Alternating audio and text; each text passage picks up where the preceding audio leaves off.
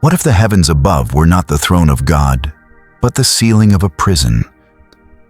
What if the rulers of this world were not guardians of light, but wardens of illusion, silent jailers who keep humanity asleep? In the forgotten pages of ancient Gnosticism, there lingers a name for them, the Archons. They are not demons with horns, nor angels with wings. They are something far more subtle, far more dangerous. Their chains are not made of iron, but of routine. Their cages are not carved from stone, but from comfort, distraction, and forgetting. The story of the Archons begins not with freedom, but with captivity. Not with creation in perfection, but with an error that birthed a false god.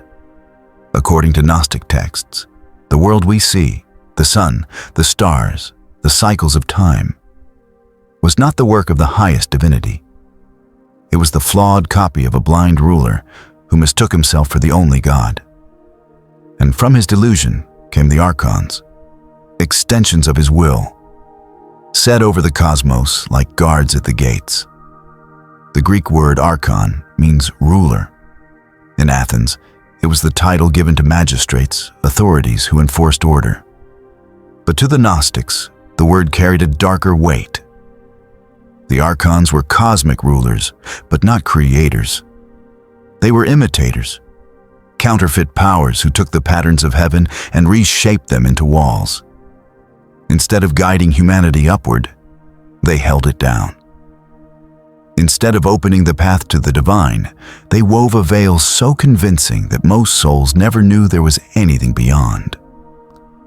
The Gnostics described 7 planetary rulers, each tied to one of the classical heavens: Moon, Mercury, Venus, Sun, Mars, Jupiter, Saturn. Each presided over a passion, a deception, a law of the prison. And when the soul dies, they said, it must pass through these realms. At every threshold, an Archon stands guard. Without gnosis, without the memory of one's origin, the soul is dragged back into the wheel of birth and death. It is a haunting image, a cosmos not as a ladder to heaven, but as a labyrinth designed to keep you wandering. The Archons do not need to torture or destroy. They simply keep humanity busy. They whisper, follow the law, pursue desire, wage the holy war, obey the order, bow to despair. They do not kill the soul. They convince it to forget it was ever free.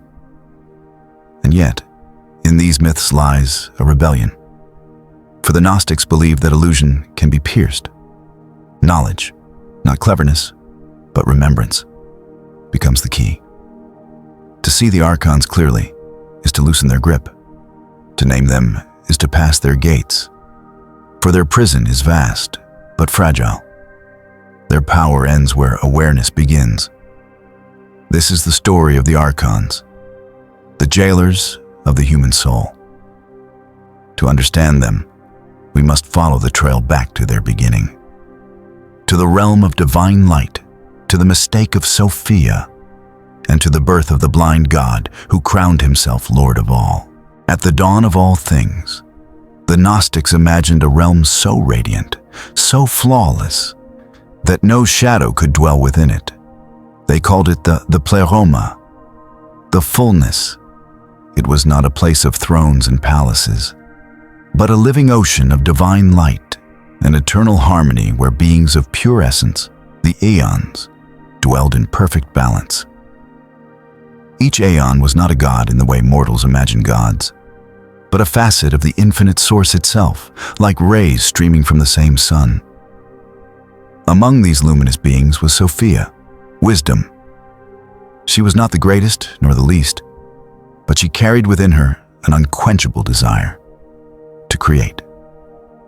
The texts say Sophia's yearning was noble, but flawed. For in her longing to bring forth something new, she acted without her counterpart.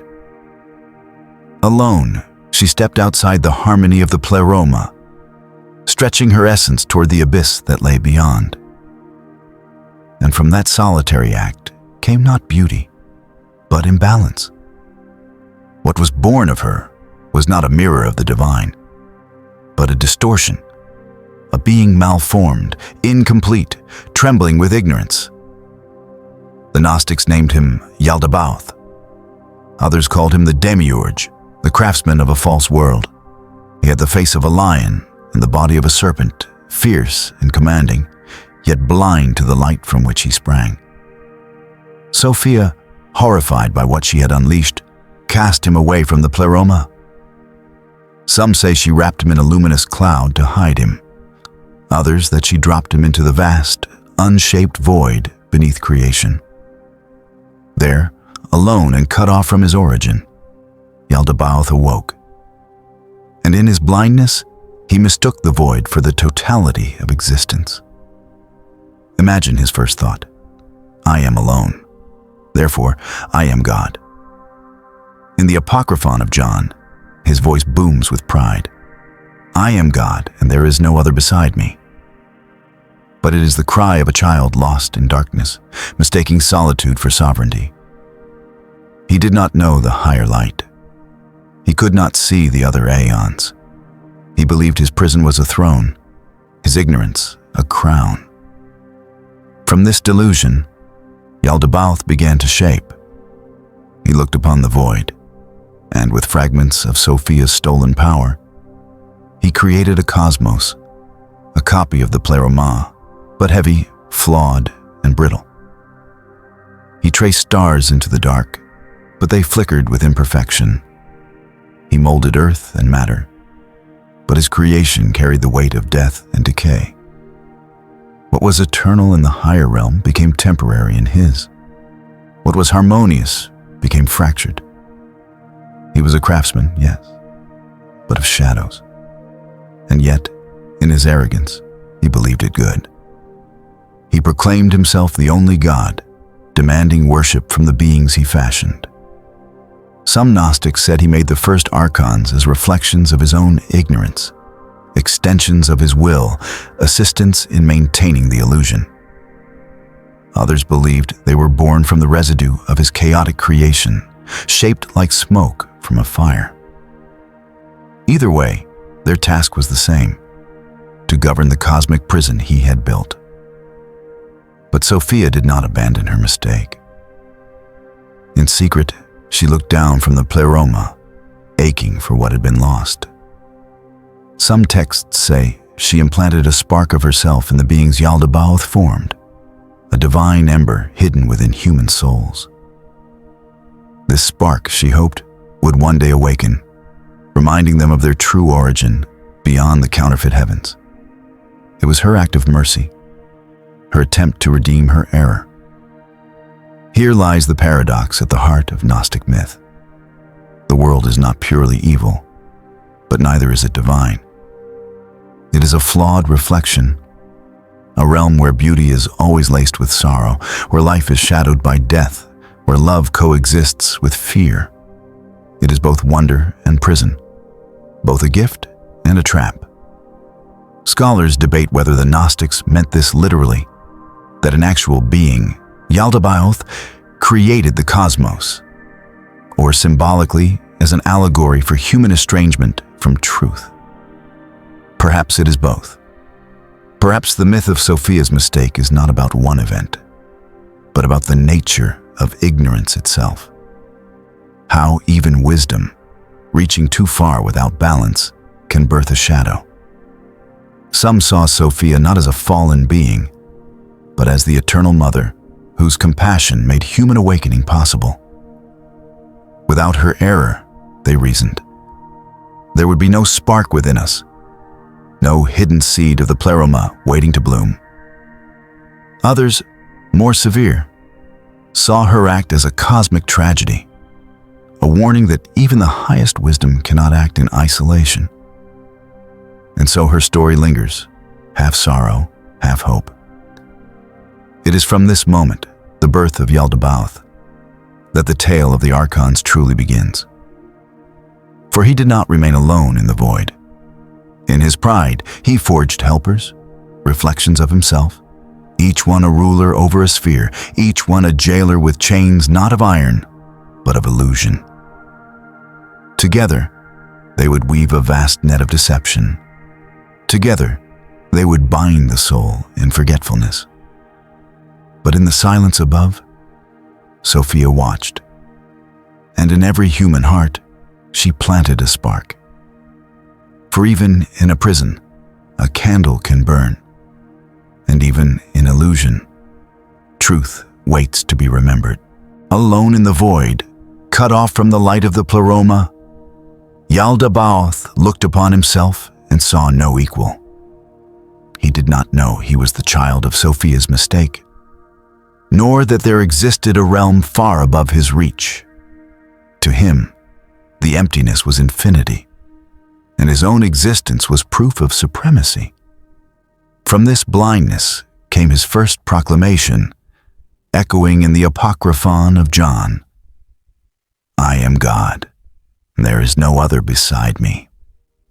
The Gnostics never described this moment as an act of evil in the way later traditions might imagine Satan rebelling. It was not rebellion at all, it was ignorance. Yaldabaoth was blind, both literally and spiritually. His arrogance was not rooted in malice, but in the absence of gnosis.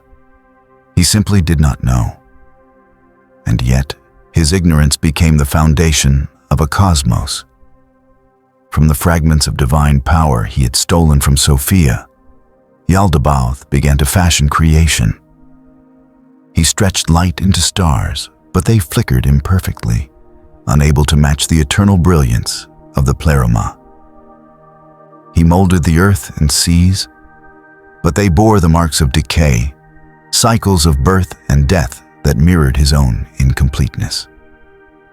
He wove living beings, but they were fragile, bound to hunger, labor, and mortality. In his hands, eternity fractured into time, and perfection broke into pieces. To the Gnostics, this was the explanation for the world as we know it, why beauty and cruelty coexist, why joy is always shadowed by grief. The world was not hell, but neither was it heaven. It was a flawed reflection of a higher truth, constructed by a being who thought himself God, but was only a craftsman of shadows. The Greeks had a word for such a being, Demiurgos, the maker, the artisan. And so Yaldabaoth became known as the Demiurge. But the Demiurge did not act alone for long. Like sparks from a flame, he emanated rulers from himself, extensions of his will, embodiments of his ignorance. These were the Archons, each assigned to govern a layer of the cosmos. Some texts spoke of 12 authorities. Others focused on 7, each aligned with a planet known to the ancients: the Moon, Mercury, Venus, the Sun, Mars, Jupiter, and Saturn.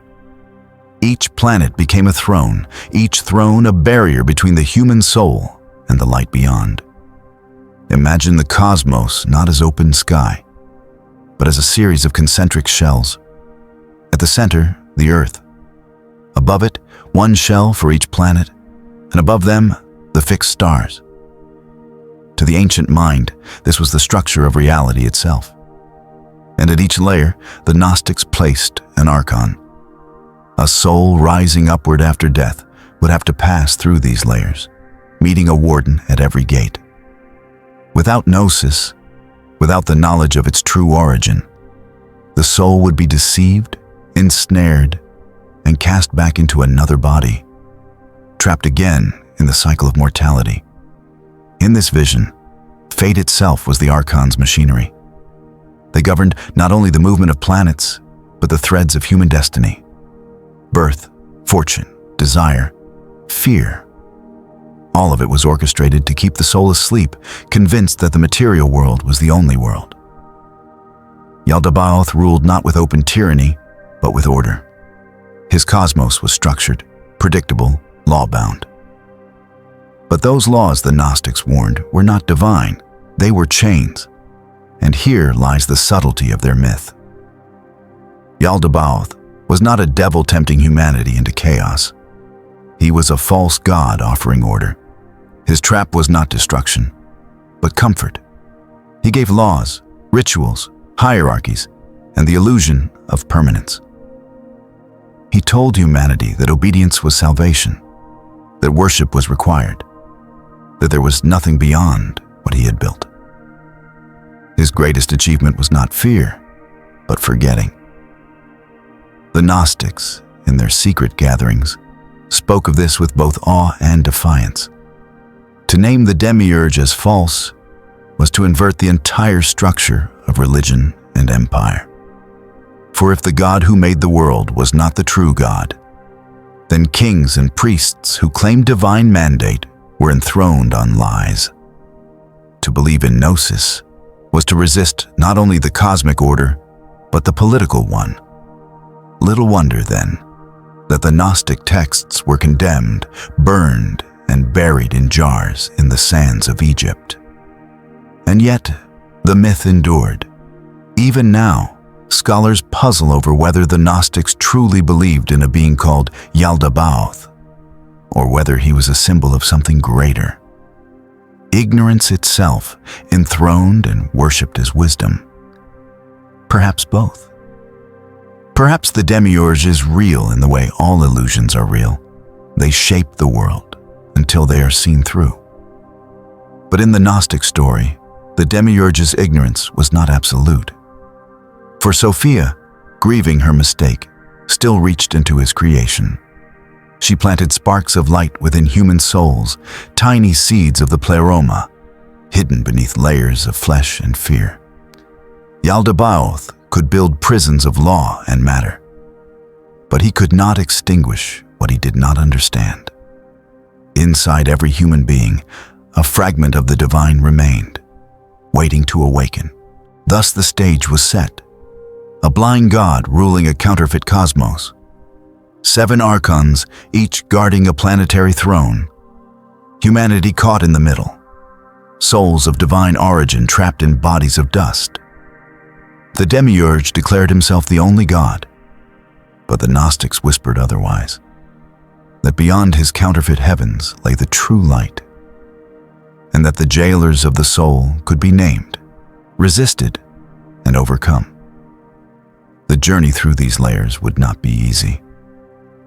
For each archon carried a mask, a snare, a lesson hidden within their chains. And the first among them was Yaldabaoth himself, the lion-faced serpent, the architect of illusion, the false father seated on a hollow throne. The Demiurge did not remain solitary for long. Out of his own substance, or perhaps from the shadows of Sophia's stolen light, Yaldabaoth emanated rulers, reflections of himself, fragments of his ignorance given form. Some Gnostic texts say he generated 12 authorities, a council of lieutenants to help him govern his counterfeit cosmos. Others, narrowing the vision to the heavens known by ancient astronomers, speak of 7 archons, each enthroned upon a planet. In either telling, the meaning was the same. The cosmos was layered like a fortress, and each archon was stationed as a warden at its gates. To the Gnostics, this was not poetry, but a map. The universe itself was structured as a prison, concentric shells around the Earth. At each shell, Moon, Mercury, Venus, Sun, Mars, Jupiter, Saturn, an archon ruled, twisting divine qualities into counterfeit powers. The soul born into flesh forgot its true origin. When death came, the soul did not soar upward freely. It ascended only to be intercepted, challenged by one archon after another, each demanding submission. Without gnosis, the soul was deceived, weighed down, and sent back into the cycle of birth and death. The 7 archons were not merely planetary guardians. They were embodiments of passions, distortions of divine truths. Some Gnostics aligned them with what later Christians would call the 7 deadly sins, though the comparison was never exact. Others described them as rulers of fate, weaving human destinies into chains of necessity. Either way, they were not chaotic forces, but systemized ones, cogs in a machinery designed to keep the human spirit contained. In the Apocryphon of John, the names of the seven appear like fragments of a broken incantation. Yao, Sabaoth, Adonios, Eloios, Afios, Anios, each a corrupted echo of sacred names once spoken in prayer. To the Gnostics, this was no coincidence. The Demiurge and his Archons imitated the divine, twisting holy titles into masks. Their power was not creation, but mimicry, copying the higher realms in distorted forms so convincing that souls mistook them for truth. Consider how this myth would have sounded to its first hearers. They lived under empires, beneath rulers who claimed divine mandate. Kings, emperors, magistrates, archons in the earthly sense, who demanded obedience as if their laws were sacred. The Gnostic myth mirrored this structure in the heavens. Cosmic rulers who claimed godhood, but whose authority rested on ignorance. To say the archons were false was to declare, in whispers, that earthly rulers might be false as well. It was theology and rebellion entwined. Yet the story was not only political, it was psychological, even spiritual. For each archon did more than govern a planet. Each governed an aspect of the human condition. One clouded thought, another ensnared desire, another enforced law without justice, another ruled by fear, whispering that nothing could ever change. To speak of the seven archons was to speak of seven veils draped over the soul, seven cages built of passion and illusion. And so the myth sharpened into a journey. The soul was not static. It could ascend layer by layer, facing each archon in turn. To meet them was to confront not only cosmic beings, but the distortions they embodied. The Gnostics believed that with gnosis, true remembrance of the light beyond, the soul could name each archon, expose their deception, and pass through their realm unbound. Without gnosis, the soul remained ensnared, wandering the wheel of incarnation forever. There is a paradox here worth pausing on. If the archons were blind, ignorant copies, how could they wield such power? The Gnostics answered, power does not always come from truth. Illusion itself can bind, if it is believed. A jailer does not need real chains, only chains the prisoner accepts as real. The archons were not gods, but as long as humanity mistook them for gods, their rule held firm. Modern readers often find echoes of this myth in the systems that shape daily life. The idea of layers of control, each one demanding conformity, resonates with the experience of bureaucracy, social structures, even the algorithms of digital age. The archons, whether cosmic beings or timeless metaphors, embody the forces that keep us distracted, divided, and obedient. In the Gnostic telling, they are not outside us alone. They operate within, shaping our thoughts, desires, and fears until we forget we ever carried a spark of the divine. 7 archons, 7 thrones, 7 snares. And above them all, the lion serpent Demiurge, seated on a counterfeit sun, declaring himself the only god. This was the prison the Gnostics saw, immense, structured, relentless. But to name the archons was already to weaken them.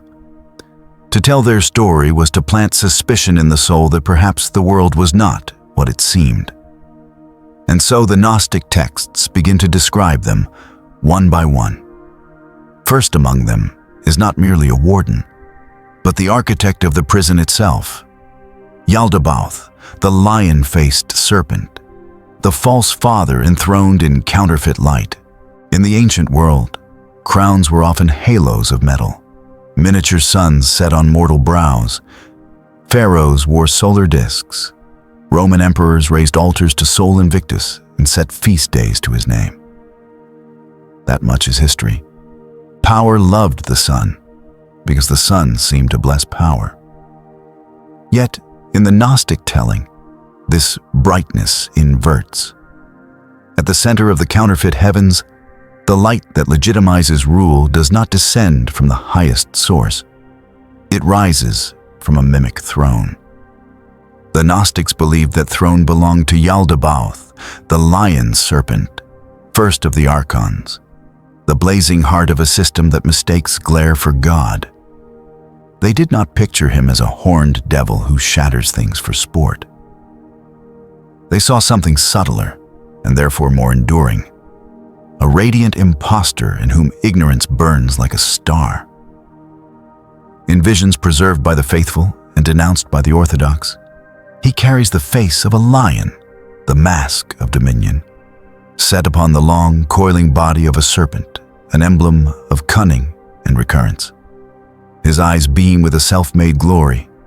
His wings, when they are given to him, appear vast and dark, not lifting, but shadowing. He does not shout chaos. He pronounces order.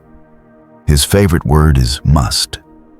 Some saw in that lion serpent an echo from elsewhere. On engraved gems and amulets from Greco-Egyptian workshops, a figure called Conubis coils with a lion's head, ringed by rays. Scholars still wonder if such images informed the Gnostic bestiary or merely shared a visual language of power.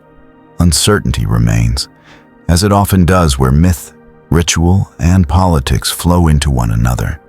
But for the storytellers of Gnosis, the meaning stood.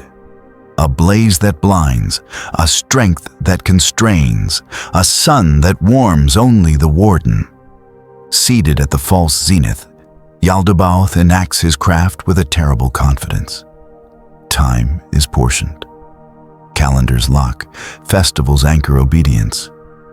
Decrees fall like noonday light, leaving nowhere to hide. He founds hierarchies and stamps them with radiance. He drapes institutions in the color of daylight and calls the result natural. The Gnostics said his greatest trick was not terror, but plausibility. If a thing wears sunlight long enough, people stop asking who lit it.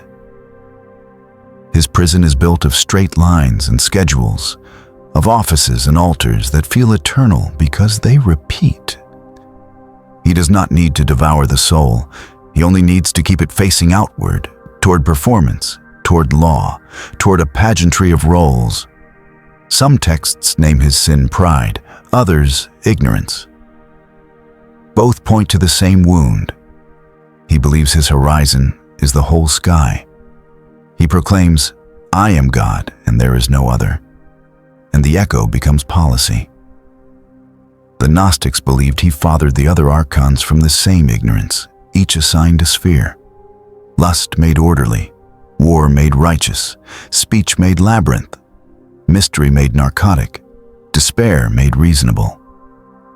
But he remains the archetype, the pattern all the others copy. Where they specialize, he totalizes.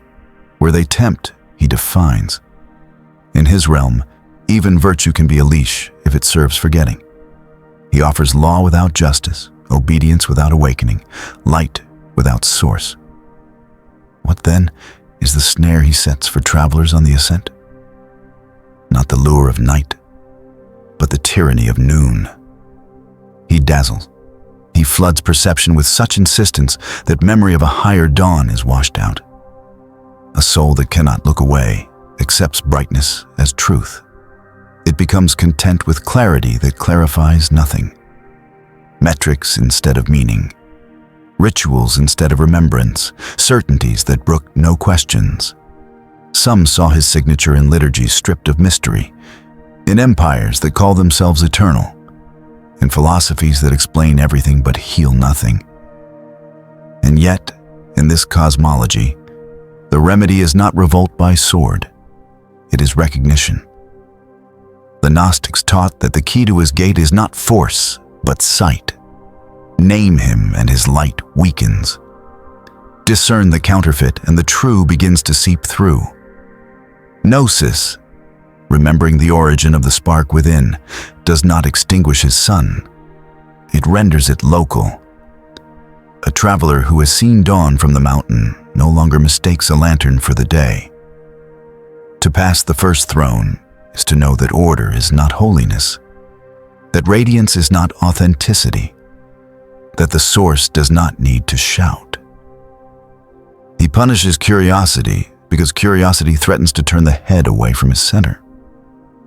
He rewards performance because performance faces him, and yet every reward tastes thin. The soul senses it, the slight metallic aftertaste of borrowed light. Some seekers, the Gnostics said, feel the difference in quiet. There is a light that soothes because it remembers, and a light that agitates because it imposes. Which one rules this hour? The answer becomes the map. Modern lives know his emblem well. Office towers drink the sun and glow at night. Dashboards and feeds simulate daylight for the mind. Targets, rankings, audits, each a tiny sun requiring orbit. The algorithm crowns itself sovereign of attention. A quarterly chart ascends like a god. None of this proves that Yaldabaoth walks the streets, the Gnostics would concede. But it names a rhythm, a world calibrated for glare, in which remembrance is the one act that dims the false crown. Scholars still argue whether the Gnostics meant Yaldabaoth literally or as a mythic diagnosis of power. Perhaps the safest answer is the one their own teachers preferred. As above, so within. The lion serpent may sit in the heavens of story, but he also coils wherever a human heart confuses authority with truth.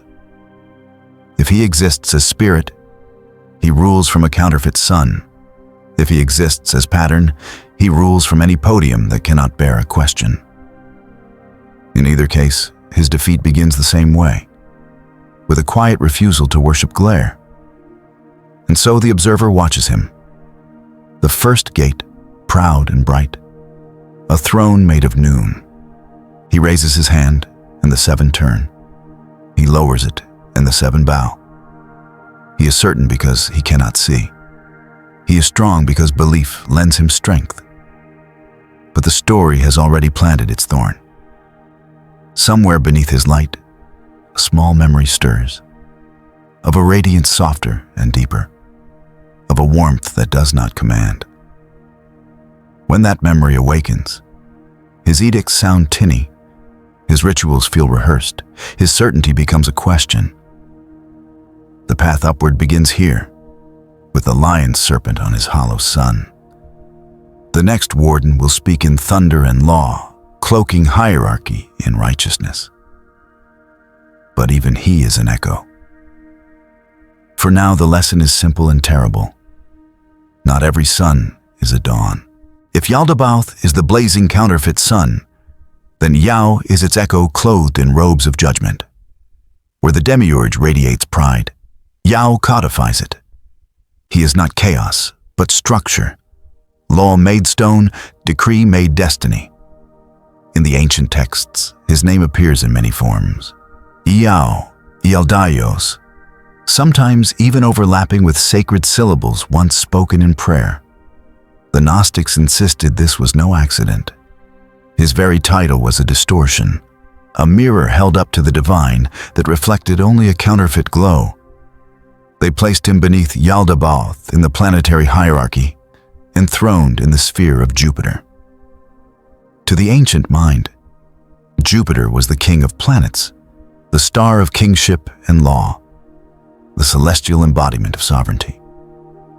Yao, then, was kingliness itself, yet stripped of mercy. He presided over thrones, contracts, and bureaucracies of heaven, not to guide souls, but to keep them bound in obligations they could never fulfill.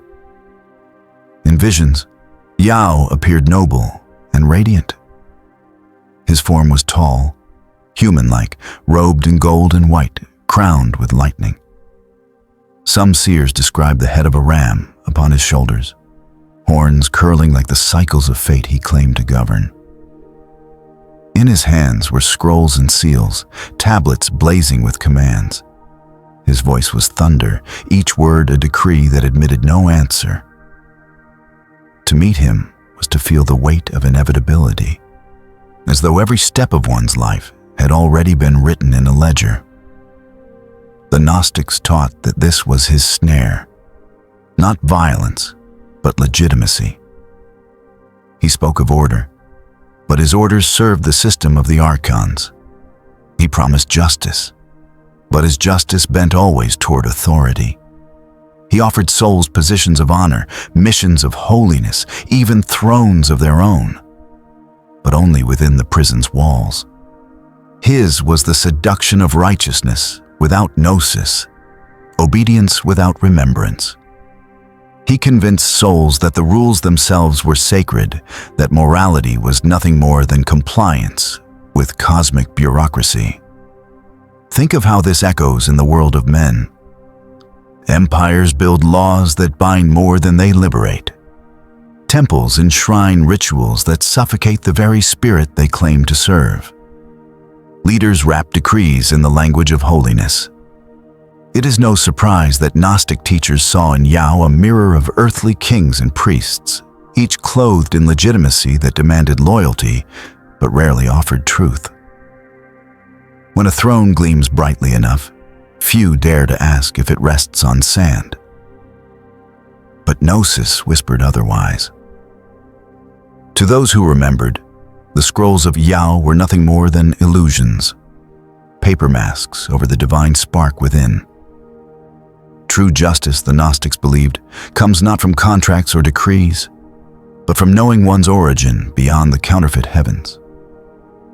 To pass Yao's gate, the soul must see the difference between legitimacy and truth, between law and justice. Not every radiant throne is holy. Not every voice of thunder is divine. Some texts preserve a curious paradox.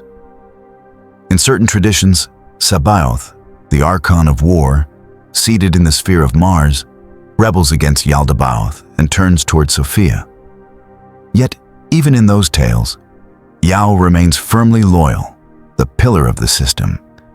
He is the embodiment of hierarchy, the archon least likely to question the order he serves. Perhaps that is why the Gnostics named him second among the seven. He holds the prison together, ensuring that even rebellion has rules, that even doubt must file its petition through proper channels. Intermission for the listener. The Gnostics were not merely spinning fantasies of cosmic kings. They were offering a warning still sharp today. Beware the law that serves power over justice. Beware the order that silences questions. Beware the authority that shines too brightly to allow a closer look. These are the masks of Yao. The soul's encounter with him was said to be terrifying not because of threat, but because of persuasion. He does not roar like the lion serpent. He speaks in calm thunder. This is how things must be. And many souls, weary from struggle, bowed to his certainty. But those armed with gnosis answered differently. They named him, exposed his authority as counterfeit, and declared that the true source lies beyond decrees. In that recognition, the scrolls turned to ash, the thunder dimmed, and the throne revealed itself as an empty seat carved from shadow. Thus the second gate stands, not a battlefield, but a courtroom. Not chains of iron, but chains of law. To pass Yao is to recognize that order is not always truth, that obedience is not always holiness. The Gnostics placed this lesson early in the ascent because it is a snare that binds tightly. But once seen clearly, the judge's robes are no longer radiant. They are a costume borrowed from the light, worn by one who cannot create, but only imitate. The observer watches him still, tall, crowned, surrounded by scrolls and lightning. His judgments feel final, but only because he says so. Beyond him lies another warden, more furious, less subtle, the archon of war. But for now, the soul stands before Yao, keeper of thrones, and hears the thunder for what it is, an echo in a counterfeit sky.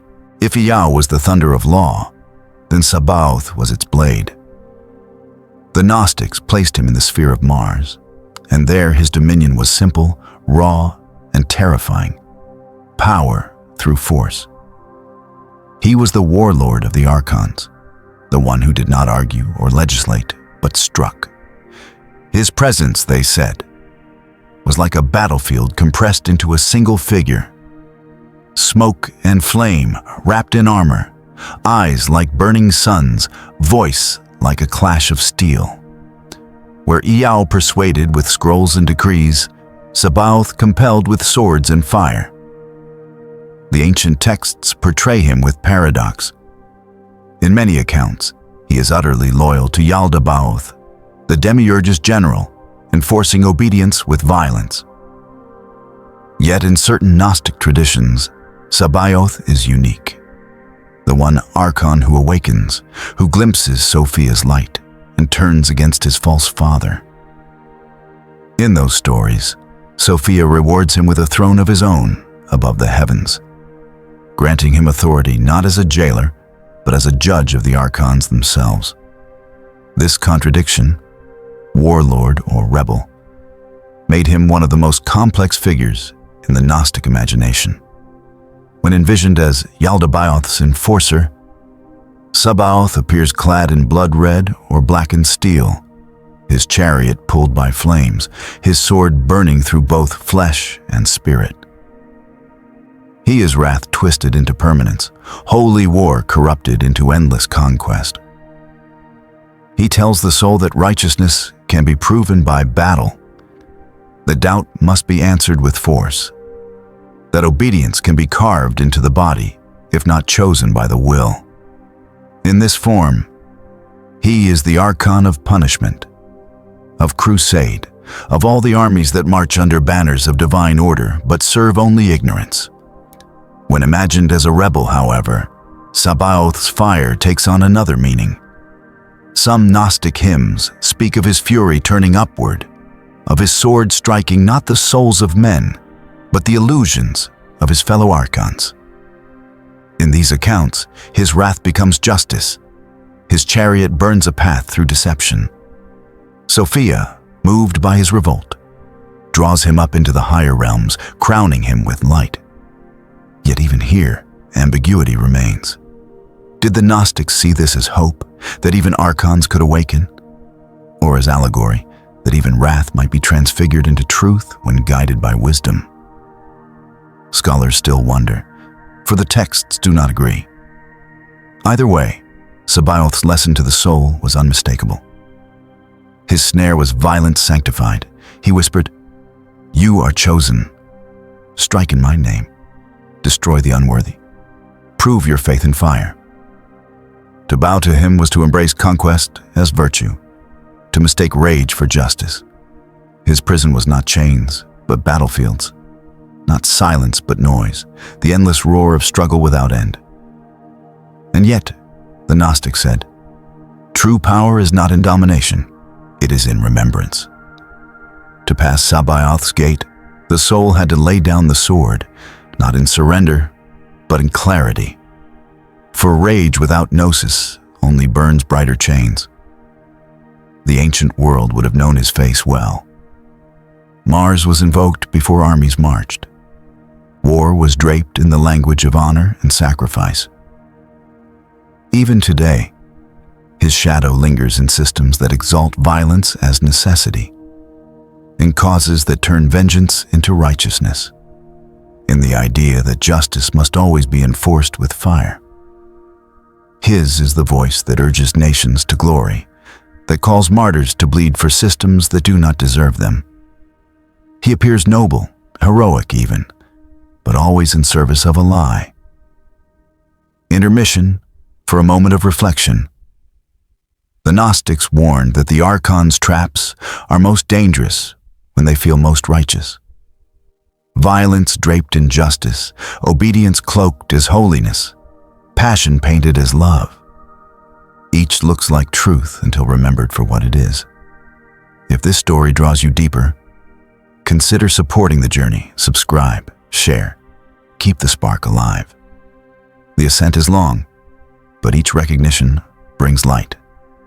Back to the gate. Sabaoth, whether warlord or rebel, stands as the embodiment of divine wrath distorted.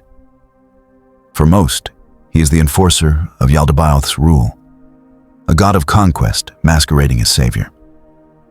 For a few traditions, he is the lone archon who turned, proof that even within illusion, awakening is possible.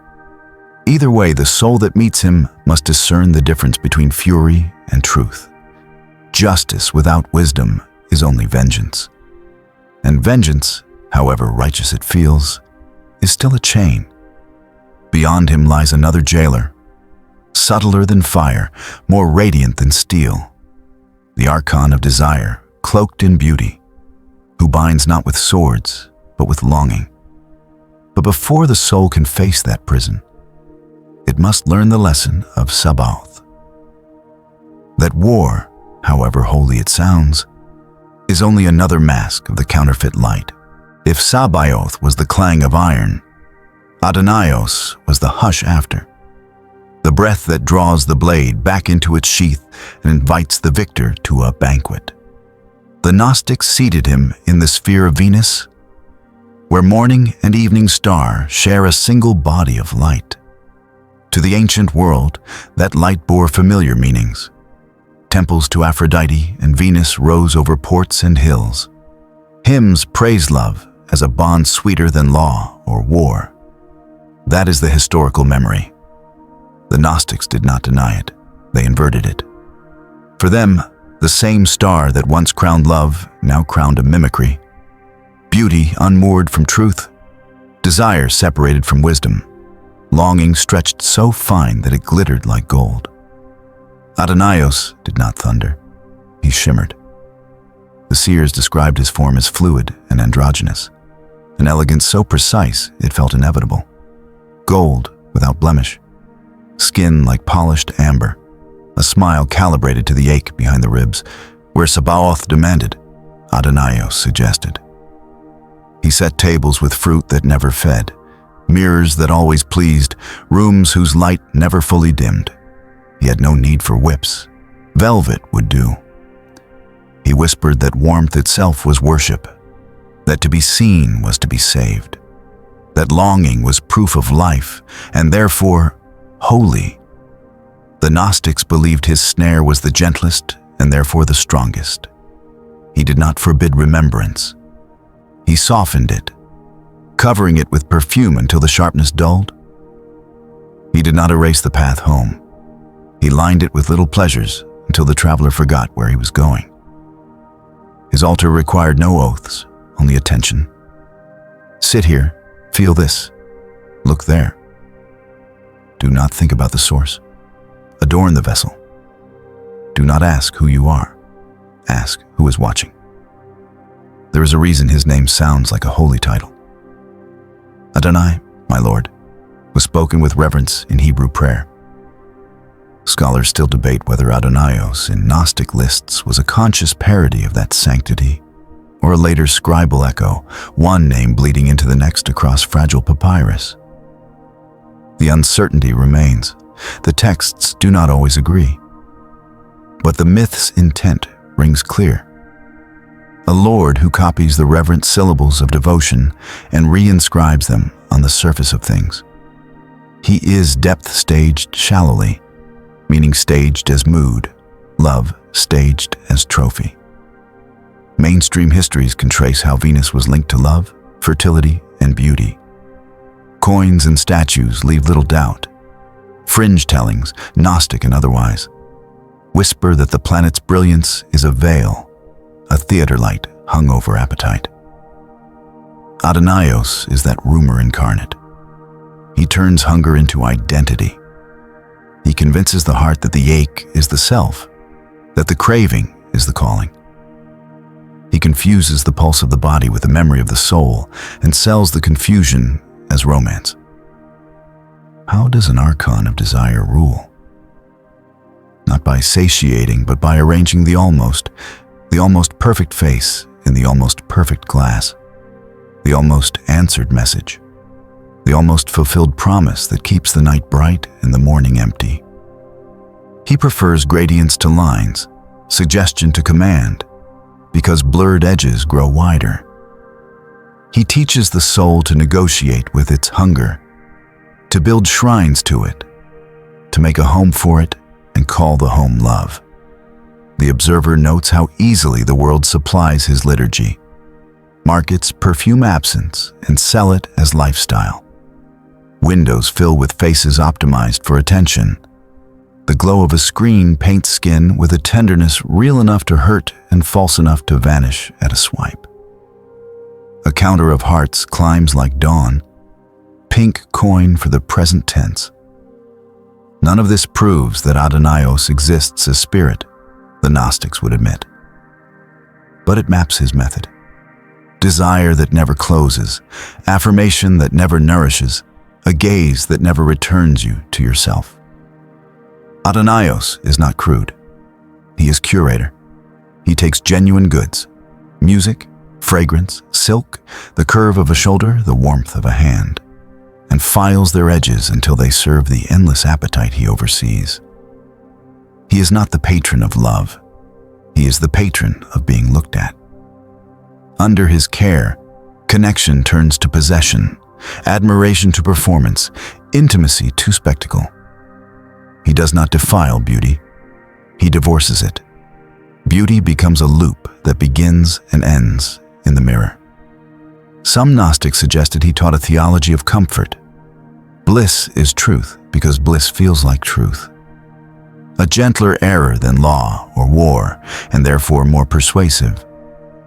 Others argued he was simply the necessary counterpart to Yao and Sabaoth, the soft pressure that keeps the soul from fleeing the harder hands. Scholars still wonder whether specific lists of archons consistently assigned Venus to a figure named Adonios. Manuscripts diverge, names warp with time. The cosmology shifts from sect to sect. What is stable is the warning. Longing without remembrance becomes a chain, and the chain is gilded. His intercessions are small and constant. A message arrives at 2 a.m., not a command, a hello. A storefront turns desire into color and light. A memory of a kiss edits out every awkward breath until the edit becomes the standard and real mouths cannot compete. The body becomes a negotiation, sculpted for the lens, tuned for applause, loved for its frame rather than its flame. There is no sin here in the loud sense, nothing to prosecute. That is his brilliance. A life can be offered on an altar of pleasant hours, and the soul never notice it was the priest. What then breaks his spell? Not austerity for its own sake.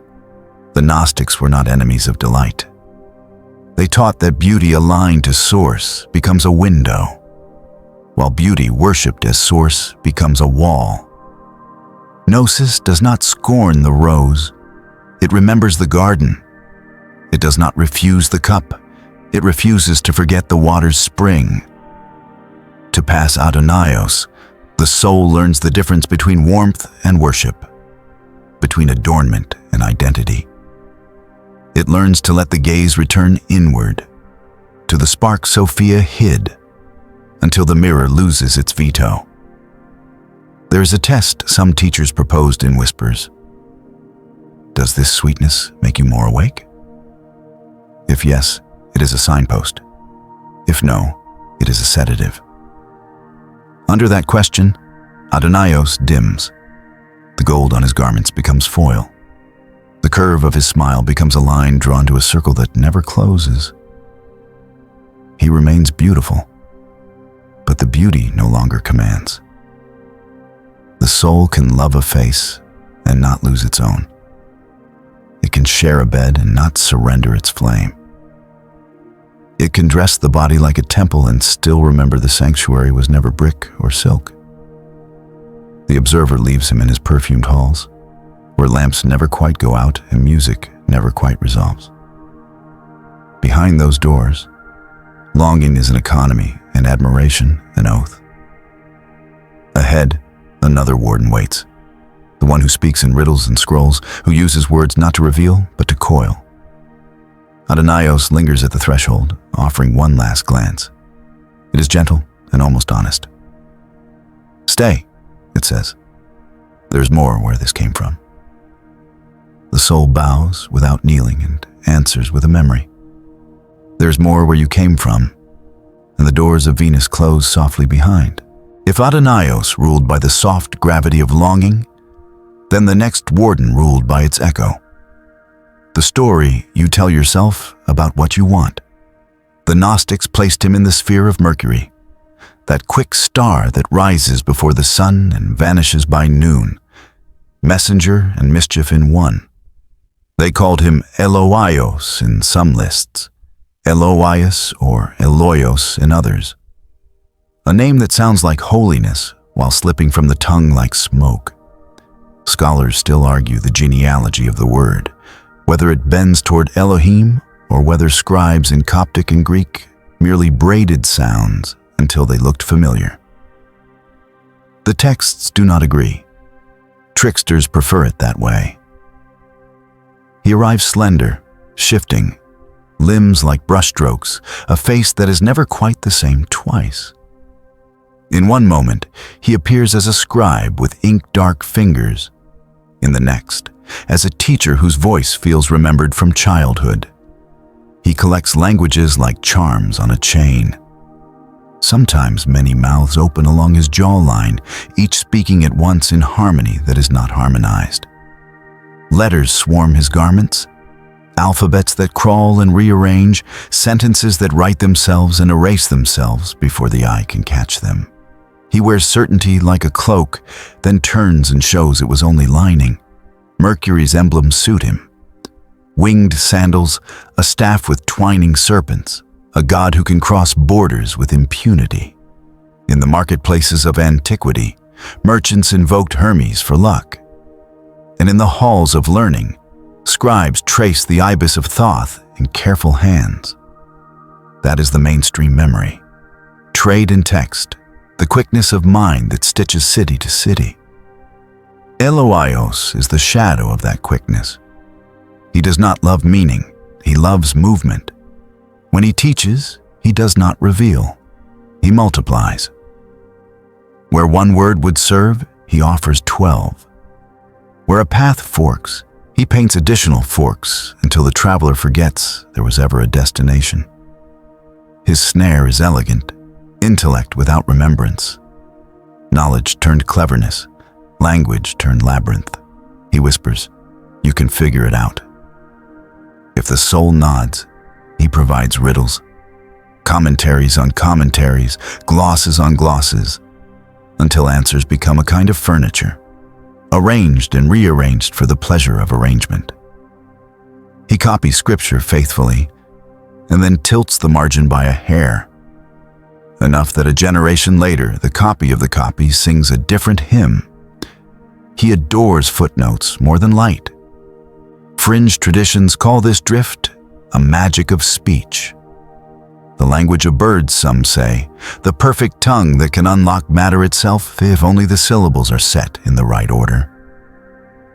Others point to angelic alphabets and prophetic scripts that came in dreams, letters that looked like stars spilled onto a page. Eloios does not deny these claims. He attends them. If a syllable dazzles more than it discloses, it belongs on his shelf. If a secret can be kept alive by the continual promise of revelation, he will carry it from century to century like a lamp with no oil. And yet the world keeps handing him instruments. A cache of 13 codices unearthed in Egypt in 1945. Gospels and tractates that changed what scholars thought they knew about the early imagination of Christ and cosmos. That much is history. But even there, in fragile leaves stitched in leather, the names shift, the cosmologies drift, and debates proliferate over which list belongs to which school. The observer watches the scholar's work, honestly, brilliantly, and still sees Eloios smiling at the edges, delighted by the way uncertainty can multiply pages. The uncertainty is real. His delight is opportunistic. How does he rule today? With a feed that never ends and a thesis that always needs one more chapter. With headlines that contradict by noon and with panels where nobody is wrong because the topic is the topic itself. He rules in the newsroom where correction travels half as far as the original error, and in the seminar where a paragraph is praised for its difficulty rather than its light. He watches the soul mistake complexity for depth, equate opacity with seriousness, and applaud itself for saying what no one can quite understand. A sentence that cannot be held dissolves like sugar in rain. Intermission, brief, honest. If this story is guiding you through a thicket you recognize, leave a trace so others may follow. Subscribe, add your voice below. Share the path where it sharpened your seeing. The journey is long. The lantern is communal. Now, back to the gate. Eloios' jurisdiction includes prophecy, but not the kind that arrives like lightning. He prefers forecasts that shape the future by exhausting the present. He loves a teacher whose charisma is mistaken for clarity, a guru whose map keeps expanding just beyond the horizon of your questions. He can even infect the inner voice, a chorus of what-ifs and perhapses that ring louder than the small, steady knowing beneath them. Prayers become performances of diction. Vows become flourishes of style. Meanwhile, the spark Sophia planted waits behind the curtain of words, patient as an ember under ash. His tests, the elders said, are subtle. He will offer a statement that feels wise and ask you to defend it until defense becomes identity. He will hand you the right symbol and watch you use it like a talisman rather than a window. He will let you win arguments, then take your peace as payment. He will teach you to confess the mysteries in the precise vocabulary of a school, then measure your belonging by fluency. When language becomes a passport, borders proliferate. How then does a soul pass his gate? Not by burning books or distrusting mind. Gnostic teachers copied and copied again, knowing the value of text. The key is simpler and harder.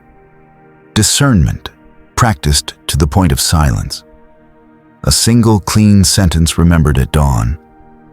A question asked until it becomes a doorway instead of a wall.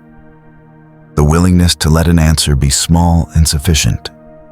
To let a symbol point beyond itself without needing to curate a museum around it.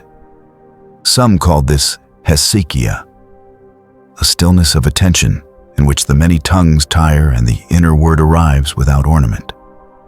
The observer notices that when this stillness enters a room, Eloios' garments begin to misbehave. Letters slip from their seams and fall, harmless. The many mouths on his jawline keep moving, but the sounds fail to land. His staff, if he's holding one, reveals the snakes that twine it as painted, not living. He does not grow monstrous. He grows ordinary, like a performer seen after the lights are down. To name him is not to curse him. It is to see his province and choose a border crossing he cannot patrol. The one that requires no ticket, only remembering. Mainstream fact, fringe whisper, scholarly doubt, the pattern holds. It is not an indictment of study. It is an indictment of forgetting the purpose of study. Eloios thrives when words become ends rather than means, when sentences replace sight. He is at his strongest when the soul believes that awakening will arrive as the perfect paragraph. It never has. It never will. Awakening arrives as recognition so clear the tongue is briefly unnecessary. Speech returns afterward, altered, quieter, cleaner, kinder. Having named him, the road changes texture. The air grows cooler, thinner, silvered. Ahead lies a different kind of trap, not made of clauses, but of clouds. Visions, trances, luminous corridors where awe itself becomes a narcotic. The Gnostics warn that after the quick star of Mercury, the path dips into moonlight. There, a mirror waits that shows you exactly what you came to see, and therefore teaches you nothing you did not bring. Eloios lingers at the threshold, smiling with a single, ordinary mouth now. He gestures toward the silver gate as if to say, "Very well. If words could not hold you, perhaps wonder will." The observer answers with a breath that has learned to be brief. Wonder, yes, but not as a wall. And the path turns toward the moonlit veil. Before the myth, there is a calendar. For millennia, farmers, sailors, and priests counted months by the moon. Waxing crescents carved on bone, temple festivals set to the 13th night, tides that rose like breathing against the hulls of wooden ships. That is the mainstream memory. The moon as clock and compass, midwife of the sea, a silver metronome for markets and harvests. Lamps were trimmed when the disk went dark. Oaths were sworn when it was round. Even the word for madness in old codes, lunacy, kept a lunar root, as if minds might ebb and swell with the light. Scholars argue still about any measurable effect. Statistics resist legend, yet the legends do not tire. They rarely do where the moon is concerned. Into that silvered inheritance steps Afios, the archon of the lunar gate, whom the Gnostics placed between quick-tongued Mercury and the grave ring of Saturn. Names in the manuscripts flicker as moonlight on water. Afios, Afios, Afios. Scribes differed, schools disagreed. In some lists, he guarded Mercury's sphere, in others, the moon's. The uncertainty is itself a crescent, never a circle. But his function reads the same. He is the custodian of appearances, the lord of the veil, the one who makes depth out of shine and then sells the shine as depth. The observer sees him as a figure of pallor, radiant as fog. His face is a perfect mirror, no eyes, only a plane of liquid silver. And when a traveler looks up, the mirror shows exactly what the traveler most longs to see. In one moment, a lost friend smiling on a shoreline. In the next, a vision of robed initiates and secret doors. His voice is a lullaby in a tongue you almost know, a melody memorized in childhood and misremembered on purpose. Around him, sigils glow and dim in slow cycles, like breath. He promises no edicts, only atmosphere. He offers not doctrine, but mood. Mainstream fact, fringe rumor, scholarly doubt, each finds room in his hall. The Eleusinian rites, attested in inscriptions and hymns, unfurled beneath autumn moons with torches and processions. Initiates swore to silence and spoke of an aftertaste of joy. That much is history. On the fringe, whispers travel that the moon is an engine, an artificial watcher, even a soul catcher, pulling the newly dead into circuits of return. Scholars do not find that in the old texts. They file it under modern myth. But Afios likes the whisper precisely because it feels like revelation. He archives awe, regardless of source. His snare is wonder without remembrance. He does not need to frighten. He prefers to fascinate. He sets altars of incense and bowls of water that ripple when no hand touches them. He opens corridors of dream where symbols bloom the instant you desire them. Towers, thresholds, white animals with patient eyes. He permits trance, encourages ecstasy, and then, at the moment when knowing should sharpen, he softens everything. Vision thickens into velvet. The seeker sings, sways, sleeps. The morning after is full of sentences that begin, "I saw," and end without a verb. Afios is not against mystery. He counterfeits it. He is not against ritual. He inflates it until the ritual becomes the point. He sponsors experiences that feel holy while leaving the inner room untouched. The Gnostics warned of this kind of spirituality with particular care, perhaps because it looks so harmless. No swords or scrolls, no kingship or quotas, only candles and breath and the sweetness of being carried. How could that be a prison? By keeping the soul in a theater of symbols that never opens into the weather outside. He tends schools that promise technique instead of truth. 7 nights to open the third eye, 13 syllables to bend the world. He delights in vision quests that never issue in character, initiations that certify belonging more than awakening. He favors oracles who always speak in riddles, because riddles require audiences that return. Even the inner life becomes a pageant. Dreams recorded, indexed, and performed, until the performance becomes a second self. All the while, the spark Sophia hid waits beneath the stage. The observer notices how easily modern rooms volunteer for his service. Meditation becomes a brand. Retreats promise transformation by weekend. A filtered glow washes faces until every photograph looks like a vision. Playlists carry ocean sounds into apartments 1,000 miles from shore. None of this is wicked. That is precisely why it works. When the medium feels gentle, the need to ask, "To what end?" fades. Afios does not demand worship. He accepts attention. He receives it like dew. His tests arrive in sleep and waking both. In sleep, he offers a dream in which you arrive at a radiant city. Learn a perfect word and wake with the syllables evaporated on your tongue. In waking, he gives the ache of an almost tear at a line of music and lets you call the ache enlightenment. He arranges coincidences that stack like tarot cards until the stack itself becomes an idol. He dresses avoidance as serenity, narcosis as peace. The body loosens. The will goes quiet. The questions kneel to mood. Scholars of Gnosticism debate whether the planetary schema, moon to Saturn, was meant literally as a ladder the soul climbs, or as a teaching diagram for the states a soul must see through. The texts vary. The observer keeps both readings in view. A mythic map on the ceiling, a psychological map on the floor. Either way, Afios occupies the same position, the guardian of almost.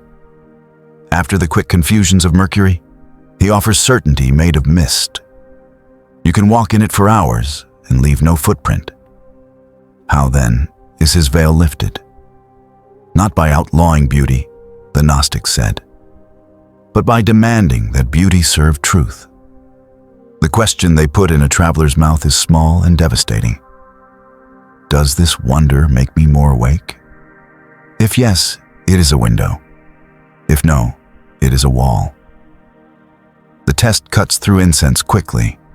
A chant that deepens attention can remain. A chant that replaces attention must go. A symbol that opens can stay. A symbol that satisfies must be set down. Practically, the elders taught a counter move as old as the desert. Bring the vision to the grain of the day. After a dream announces your destiny, draw water for a neighbor. After a trance, make bread. After a perfect sentence in a journal, say a plain one to a friend. If the radiance vanishes in contact with small duties, it was stage light. If it brightens, it belonged to the source and will accompany you to the well. This is not an argument against ecstasy. It is an argument for its fruit. Afios cannot imitate fruit. He can only arrange flowers. When the soul remembers thus, the mirror of his face begins to betray him. It still reflects, but it no longer decides. The traveler can watch an image pass without climbing into it. The lullaby continues, but the ears learn to hear the silence behind it. The corridors turn, and doors lead not to more corridors, but to night air, where the moon is no longer a roof, but a lamp. The world resumes being world. Cold stone, warm hand, the tide answering to a wind that began far away. The observer stands in that air and sees Afios diminish without malice, as fog thins when sun considers the horizon. He does not fall. He fades. The soul offers thanks without allegiance and steps beyond his sphere with the simplest of inheritances. Attention that does not require spectacle. Ahead, the last gate gathers its weight. Saturn's ring waits like a law of weather, and what has been soft on the tongue turns iron in the chest. The final archon will not charm or chatter. He will announce. He will say that hope is arrogance, that time is a cage, that reaching is a sin against reality. He will sound reasonable. He will sound tired. He will be loved by pessimists and bureaucrats. His name is Anios, and he is the stillness that is not peace. For now, the lunar hall lies behind, like a dream you chose to leave while you were still in it. The night remains beautiful. The stars have returned to being far. And the path goes on. The ancients look to Saturn with awe and dread. To them, it was the farthest planet, slowest in its course, heavy in its influence. In Roman astrology, Saturn was the lord of time, limitation, and fate, a god of endings and restrictions. Farmers prayed to him at sowing, for he ruled not growth, but the patience of waiting, the chill of winter that must be endured. That much is fact, carved in calendars and stone. Yet the Gnostics whispered a darker echo. For them, Saturn was the outermost shell of the prison, the last wall before freedom, and the archon who ruled it was the most unyielding of all. His name, the texts say, was Anios. Others call him Athanatos or Abracine. Whatever the spelling, his form was the same. The warden of despair, the last chain before the soul's release. The observer sees him not as radiant or alluring, but gaunt and towering. His body is gray, skeletal, cloaked in a mantle of shadow that drags across the ground like an eclipse that never ends. His face is smooth as stone, unreadable, as if carved to show no expression. Yet his eyes are abysses, black hollows that seem to pull thought itself into their orbit. Chains hang from his limbs like forgotten sentences, verdicts so ancient that no one remembers who passed them. Where he walks, the air thickens, the lungs labor, even silence feels heavy. Anios does not tempt, seduce, or confuse. He announces. His voice is not thunder, not song, but a slow certainty. This is the way it is. There is no other. His dominion is fatalism, the belief that nothing changes, that all striving ends in the same dust. He whispers into the ear of the soul, "You will never be free. Your dreams are delusion. Your suffering is deserved. Endure." Unlike the other archons, he does not hide his chains. He displays them openly, as if daring you to deny their weight. The Gnostics feared him because he was plausible. Desire can be seen through, law unmasked, war refused, even wonder released. But despair speaks in the cadence of reason. It tells the soul that rebellion is arrogance, that hope is childish, that memory of the Pléroma is only wishful thinking. He was the archon of resignation, the voice of the jailer who convinces you to remain in your cell by insisting the door is welded shut. Mainstream historians recall Saturn as a figure of both generosity and cruelty. In myth, he ruled the golden age of abundance, but also devoured his own children to prevent their rise. Fringe traditions have tied Saturn to hidden tyrannies, the dark father behind systems that recycle suffering. Scholars puzzle over whether these echoes shape the Gnostic image of Anios, or whether parallel fears simply grew from the same seed. That time itself feels like a sentence. The texts do not answer. They rarely do at the edge of myth. Anios' snare was despair, mistaken for truth. He thrived in systems that teach inevitability, bureaucracies that grind without end, families that inherit pain like property, doctrines that sanctify suffering as holy. To him, even rebellion is absorbed. Martyrs die, revolutions are crushed, and the wheel continues. He does not strike, he waits. He knows time will wear down most resistance. Modern eyes recognize him too. He is in the voice that says, "This is just the way things are." In the shrug that buries questions beneath cynicism. In the job that drains but feels inescapable. In the cycles of poverty, addiction, oppression that pass like heirlooms. He thrives wherever resignation replaces imagination, wherever endurance is praised above awakening. He loves to be called realistic, and yet the Gnostics insisted he could be overcome. Not with might, not even with intellect, but with gnosis so deep it remembered beyond him. For Anios was the last shadow before dawn. He guarded the border of illusion, but he did not own the light beyond. To see through him was to see that his chains were made of words, his verdicts made of habit, his inevitability made of agreement. The test, they said, was recognition.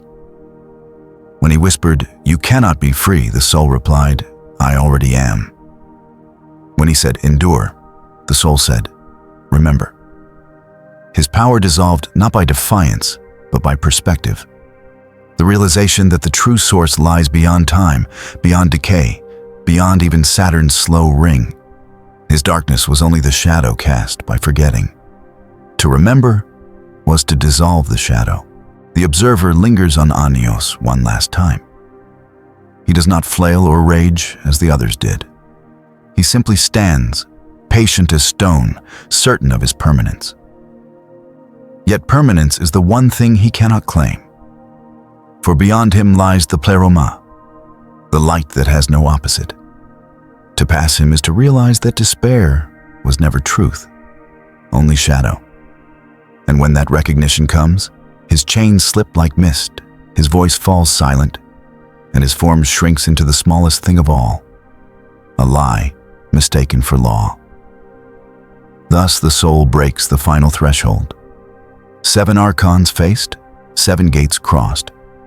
The counterfeit cosmos stands behind like a dream of order, desire, fury, and resignation. Ahead waits something not yet described. The journey of the soul beyond the prison, the light that cannot be counterfeited. In the ancient imagination, death was never silence. For the Egyptians, the soul weighed its heart against a feather in the hall of Ma'at. For the Greeks, it crossed the river Styx, with coins pressed beneath its tongue. For the Romans, it passed through shadowed valleys toward judgment. That is the mainstream memory, each culture shaping the afterlife as an ordeal of passage, a trial of identity. The Gnostics too envisioned such a passage, but their version was darker, more intricate. Death, they said, was not a release, but a negotiation. For the soul leaving the body was only the beginning of its struggle. Above it rose the 7 spheres, and in each sphere a jailer waited. The Gnostics described it like a ladder inverted. At the base was Earth, the realm of matter, already a prison.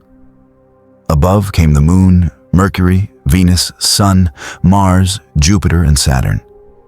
Each shell wrapped around the next like iron bands. The soul, rising, faced the Archon of each sphere. One by one they appeared.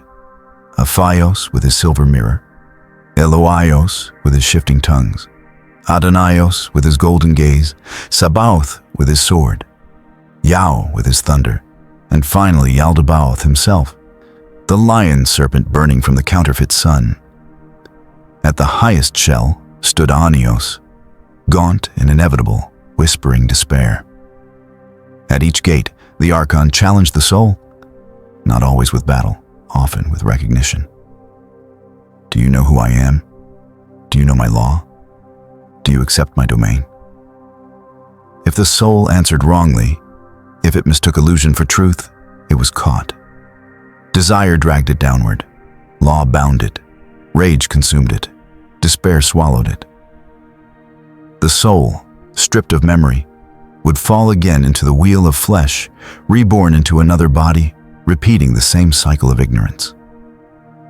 This, the Gnostic said, was the true prison of humanity. Not death itself, but the endless rebirth that followed forgetting. But if the soul carried gnosis, the spark of Sophia hidden within, the outcome changed. Gnosis was not information. It was not a creed recited or a doctrine memorized. It was remembrance, a direct knowing of one's origin in the Pléroma, the realm of light untouched by archons. Armed with this, the soul could name each ruler, expose each deception, and pass through unharmed. To Afios, it could say, "Your visions are veils, not truth." To Eloios, "Your riddles are noise, not knowledge." To Adonios, "Your beauty is surface, not source." To Sabaoth, "Your rage is bondage, not justice." To Yao, "Your laws are chains, not holiness." To Yaldabaoth, "You are not God, you are shadow." And to Anios, at the final gate, "Your despair is not truth. I remember the light beyond you." In some sects, the ritual of gnosis was dramatized. The soul would rehearse passwords, divine names, and formulas, a spiritual countercode to slip past the cosmic sentinels. In texts like the Pistis Sophia, the archons recoil when confronted by sacred words. Scholars debate whether these were meant literally, like magical incantations, or symbolically, as disciplines of the inner life. Perhaps both. Perhaps the formula was less about syllables and more about recognition, the name as a reminder, the reminder as a shield. The observer sees in this myth a journey both cosmic and psychological. Every human life confronts these same veils.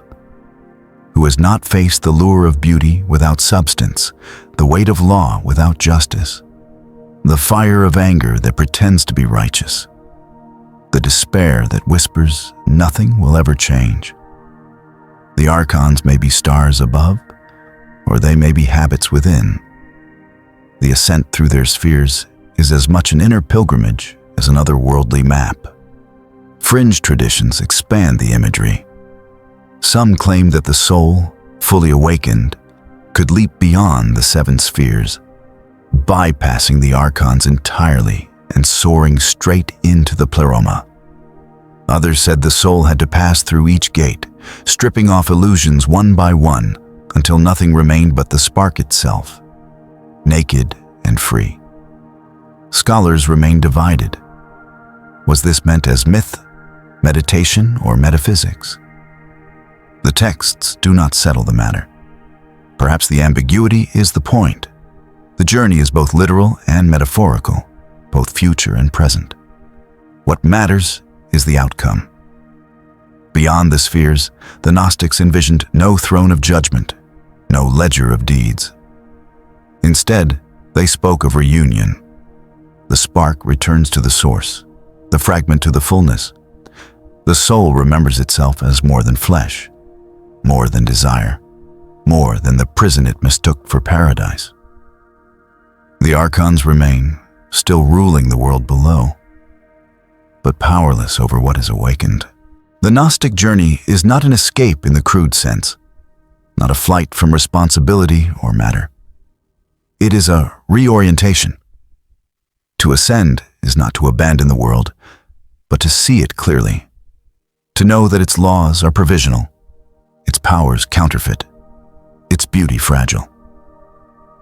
The awakened soul can live here without being owned here, can walk the prison corridors while knowing the bars are shadows. That knowledge alone weakens the wardens. Thus, the soul's passage becomes a parable for all who listen. Death may be a threshold, yes, but so too is every moment of recognition in life. Each time you refuse despair, Each time you see through false beauty, each time you remember that order is not holiness, you ascend another sphere. The journey of the soul is not only after death, it begins now. And as the soul climbs, the observer follows. The archons recede behind, their voices softer, their forms shrinking into the distance. Ahead lies a different task. To see how these rulers, long named as cosmic jailers, disguise themselves still in the world we call modern. For the prison was never just in the stars. It is here, woven into laws, screens, and habits that feel too ordinary to question. The next gate opens not in heaven, but in the everyday. The ancients looked to the skies and saw the archons enthroned on planets, each one a ruler in a cosmic fortress. Today, most no longer gaze upward in fear of Mars or Saturn. The heavens have been mapped, the planets reduced to spheres of gas and stone. Yet the Gnostics would have whispered, "Do not be fooled." The jailers did not vanish. They learned new disguises. Their prisons are no longer carved into shells of heaven, but woven into the fabric of everyday life. The archons still rule, not as gods in the sky, but as forces disguised as systems, routines, and comforts that few dare question. The observer sees them not in temples, but in towers of glass and steel, in offices where clocks dictate attention as strictly as planets once did. Yao's thunder echoes in bureaucracies that bind with forms and laws, contracts stamped with seals as binding as any celestial decree. The courtroom becomes his new throne, the boardroom his altar. The question is never whether the law is just, but whether it is followed. And in that unquestioned obedience, his power persists. Sabaoth, too, walks among us, though his chariot is now camouflaged. He manifests in the endless rhetoric of conflict. Wars declared for peace, armies marching in the name of freedom. His eyes blaze in speeches where conquest is called security and destruction is dressed as justice. Even in homes, his whisper lingers, turning anger into righteousness, teaching that domination proves worth. The battlefield may shift from deserts to data, from soil to screens, but the fist still closes the same. Adonios glitters brighter than ever. No longer bound to marble temples, he sits enthroned on glowing screens, where faces and bodies are curated for admiration. His perfume is the algorithm, calibrated to feed desire and amplify longing. He rules through glamour, turning attention into currency, making the soul mistake visibility for love. He does not require worshippers to kneel, only to scroll, to like, to yearn. His altars are billboards and feeds, and his priests are influencers who sell longing disguised as fulfillment. Eloios thrives in noise. His many tongues are everywhere, in headlines that contradict by the hour, in endless commentary that clouds rather than clarifies, in doctrines rewritten as soon as they are preached. He does not care whether words are sacred or profane. He only cares that they multiply. His strength lies in confusion, in the conviction that truth is too complicated to ever be grasped. In his halls, debates never end, arguments become identities, and certainty dissolves into chatter. Afios still drapes his veils, but now his tools are subtler. He rules in illusions that feel profound, but require no change. Entertainment that masquerades as awakening. Mystical aesthetics without depth. He governs the trance of endless escapism. Marathons of shows that consume whole nights, experiences marketed as transformative, yet leaving the soul untouched. He whispers, "Feel this, and you have found it." But what is found is only fog, wonder mistaken for remembrance. And at the outer edge waits Anios, his chains updated but his voice the same. He thrives in the shrug of cynicism, the sigh of resignation. He whispers in institutions that say, "This is just the way it is." Systems cannot change. He enforces his will in generational despair, in the fatigue of those who no longer dream, in the conviction that hope is naive. He feeds on the soul's surrender to inertia, convincing it that suffering is sacred and endurance the only path. He does not need to strike. He only needs you to stop reaching. Above them all, Yaldabaoth still sits on his counterfeit throne, not as a lion serpent blazing in the sky, but as the hidden architecture of distraction. He rules in the ceaseless rhythm of consumption, in the illusion that progress is measured only in numbers, in the glare of technologies that promise liberation but deliver addiction. He still proclaims, "I am God, and there is no other."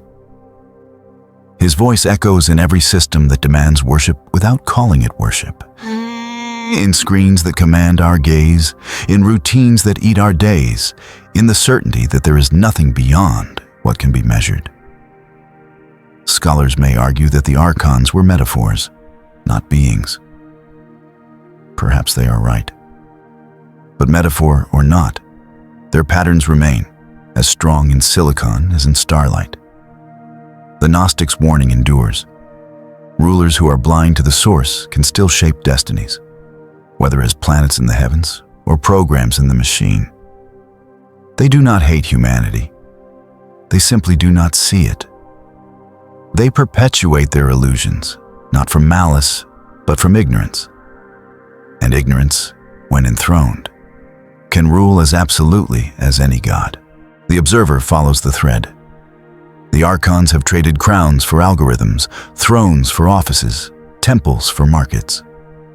Their cages are subtler, but their function is unchanged. They keep souls distracted, divided, obedient. They mask prisons as conveniences, illusions as progress. And yet, as the Gnostic said, their power is brittle, for they are imitators, not creators. They can mirror, but not make. They can blind, but not extinguish. Their prisons endure only as long as we forget they are prisons. To see them clearly is already to loosen their grip. To name them is already to slip through their hands. And once remembered, the soul begins to notice cracks in the walls of the counterfeit cosmos. Cracks that reveal a light the Archons cannot imitate. Cracks that point towards something beyond their reach. Beyond disguise lies exposure. Beyond the prison, a horizon untouched. And through those cracks, the first rays of a truer dawn begin to shine. Every prison has a flaw. Even walls raised high and thick eventually show fissures, hairline breaks where light slips in. The Gnostics insisted this was true not only of earthly fortresses, but of the cosmic prison itself. However vast the Archon's dominion, however convincing their illusions, their rule could not be absolute, because it was built on imitation, not creation. What is counterfeit can always be unmasked. What is blind can always be seen through. The observer lingers on this paradox. For centuries, kings, priests, and teachers drew power by aligning themselves with the heavens, claiming legitimacy from stars and laws above. But if those heavens were false, if the planets were ruled by blind Archons, then the entire system rested on ignorance. The moment a soul remembered its origin beyond, the illusion began to crumble. It did not take armies, only awareness. To see that the prison is a prison is already to weaken its gates. Cracks appear first in memory, a dream too clear to be dismissed. A sudden moment of silence, where thought dissolves and something older, deeper, stirs. The Gnostics said Sophia planted this spark within each soul, a fragment of the Pléroma buried beneath flesh and fear. The Archons cannot touch it, for they do not understand it. They can only cover it with veils. But when the spark flares, even briefly, the veils thin. You sense that beauty is not possession, that law is not justice, that despair is not truth. You feel the counterfeit trembling under its own weight. Mainstream historians might say the Gnostics were describing inner psychology, mapping the mind's illusions onto the stars. Scholars argue still. Were the Archons literal beings, or archetypes of desire, rage, fear, and pride? The texts remain ambiguous, perhaps deliberately so. For whether cosmic or psychological, the lesson endures. Illusions fall when they are recognized. Blind rulers lose power when their blindness is named. In modern life, the cracks appear as questions. Why does endless work not satisfy? Why does comfort not heal? Why does visibility not equal love? Why do laws sometimes protect only those who wrote them? Each question is a crack. Each refusal to accept the surface as truth is a fragment of gnosis stirring. The Archons thrive on forgetting. Every act of remembering weakens their hold. The observer sees these fractures widening in quiet places. In a worker who, in the middle of routine, realizes the routine is not destiny. In a seeker who notices that the vision dazzling their eyes leaves their heart unchanged. In a voice that dares whisper, "This is not all there is." These are small acts, almost invisible, yet they carry the weight of rebellion. For in the Gnostic tale, the greatest act of defiance is not to fight the Archons on their terms, but to remember that they are not gods. The cracks widen further when the souls gather. The Archons want isolation, obedience, silence. But when stories are shared, whispers of visions, questions about law, doubts about despair, the illusion fractures collectively. The Gnostics met in secret circles, reading banned texts, telling each other that the world was not what it seemed. Each gathering was a chisel against the wall. Each shared memory made the spark burn brighter. And though their writings were buried in jars and their names erased by orthodox hands, the memory endured long enough to surface centuries later, when fragments of papyrus emerged from Egyptian sand. Even buried, the spark smoldered. Fringe traditions hold that the cracks will one day widen into a great rupture, when the prison collapses entirely and the Archon's rule dissolves like mist. Some said this would happen at the end of ages, when all sparks are gathered back to the Pléroma. Others insisted the end is personal, not cosmic, that the collapse comes the moment a soul awakens. Scholars cannot settle it, and perhaps they never will. But the ambiguity itself is hope. Cracks can widen in time, or now, or both. The observer sees the walls trembling. Yaldabaoth still sits on his throne, but his proclamation, "I am God and there is no other," echoes less convincingly when the soul remembers otherwise. Yao's thunder is softer when laws are questioned. Sabaoth's fire flickers when rage is laid down. Adonios' beauty dulls when love is recognized as more than possession. Eloios' riddles unravel when silence speaks clearer. Afios' veils dissolve when wonder is tested for fruit. And Anios' despair shrinks when hope is remembered as an act of truth. The walls are not gone, but they are fractured. The cracks do not remove the prison, but they reveal it. And revelation is the first freedom. The soul that sees light through stone no longer believes the stone eternal. The bars remain, but they no longer convince. And when illusion fails to convince, its power is nearly gone. Beyond the prison, beyond the cracks, lies the horizon of the Pléroma, the fullness untouched, the source uncounterfeited. The Archons cannot imitate it, for it does not command, seduce, confuse, or despair. It simply shines. To step into that horizon is the soul's final passage. And so the walls weaken, the sparks glow brighter, the gates tremble. The jailers, still blind, do not understand what is happening. But the soul knows. The prison is not eternal. The cracks are already widening, and through them, the first rays of a greater dawn spill into the night. At the end of every tale, there comes a silence. Not the silence of defeat, but the kind that follows when struggle gives way to clarity.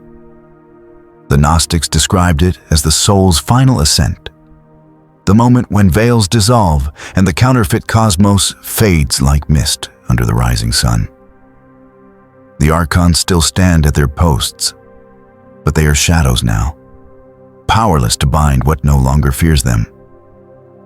Beyond their grasp, beyond their spheres, lies the Pléroma, the fullness, the realm of light untouched by imitation. The observer sees it not as a place, but as a return, a horizon where the fragment rejoins the whole, where sparks scattered through matter reunite in the brilliance of their source. The soul, weary from countless cycles of forgetting, at last remembers. And in remembering, it is free. There is no judgment here, no scales to weigh, no courts to plead before. Only recognition, only light. Mainstream scholars may call this myth, an ancient metaphor for longing. Perhaps they are right. Yet even as metaphor, the image lingers, that the world we take as final may only be a shell, that beyond its weight and noise lies a deeper stillness, that freedom is not granted by rulers, but awakened from within, that the prison was never as strong as it seemed. The Gnostics never promised ease. They did not say the journey would be simple, but they whispered of cracks in the walls, sparks in the dark, truths that no archon could counterfeit. They insisted that even in the thickest night, there is a light no jailer can touch. It is that spark, the fragment of Sophia, that makes every soul more than its chains. And so, the story slows. The Archons remain, veiled in systems, illusions, habits. Their voices echo in laws, in markets, in desires that consume more than they fulfill. But their rule is brittle. For each time a soul remembers, each time it refuses despair, each time it names illusion for what it is, another crack widens. Another beam of light escapes. Another fragment turns homeward. Imagine it for a moment. Walking not under the weight of laws that bind, but in the quiet certainty that you are more than matter, more than role, more than repetition. Imagine seeing through every glittering lie, every thunderous decree, every despairing whisper, and finding instead the silence of freedom. That silence does not erase the world. It allows you to live in it without being owned by it, to see the prison walls and still walk beyond them. Could it be that this is the true lesson of the Archons? That their power was never in chains or stars, but only in our forgetting? That to awaken is to dissolve their reign, not by force, but by sight? Scholars debate, mystics insist, skeptics dismiss. Yet the tale endures. And perhaps endurance itself is proof that something waits beyond illusion. The observer lingers one last time, watching the soul step past the last veil. The counterfeit sky dims behind. The rulers fade, confused, unable to follow. Ahead stretches the Pléroma, formless, infinite, whole. The spark vanishes into it like a drop into an ocean, not lost, but fulfilled. And in that union, there is no prison, no fear, no despair. Only the fullness of what was always true. The story closes here, but softly. Not with a final proclamation, not with triumph shouted, but with a quiet reassurance. The walls are not eternal. The veils are not final. The spark within you is older than every chain. And one day, When you remember fully, you too will step beyond the veil of illusion, into a freedom that has no end. Fade out. The silence remains, but it is no longer heavy. It is the silence of completion, the stillness of a dawn that needs no words.